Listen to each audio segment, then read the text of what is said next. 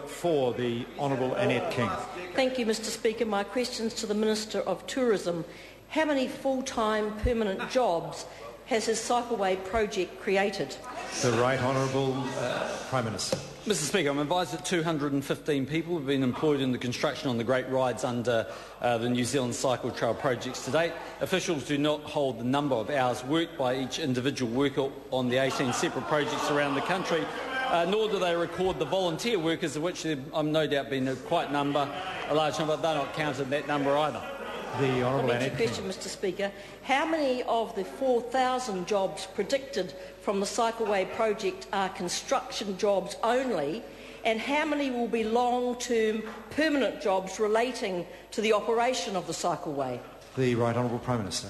Mr Speaker, the early advice I've had is about 500 in relation to the construction, and then of course once the 18 cycleways around New Zealand are established, as we've seen with the Otago Central Rail Trail, there will be many hundreds if not thousands of other jobs that support that.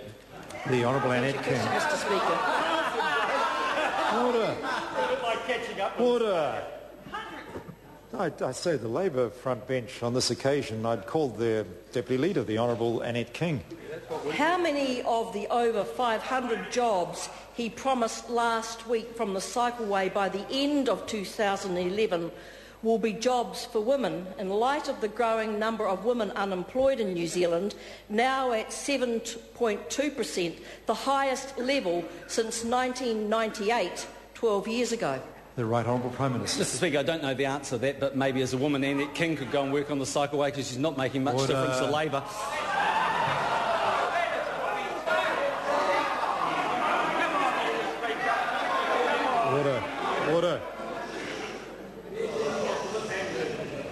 Order. I think that final comment was pretty unhelpful. In fact, order. If members expect the Speaker to do something about it, they better remain silent. I would ask the Prime Minister to withdraw that last part of that answer. I withdraw. The Honourable Annette King. Supplementary question.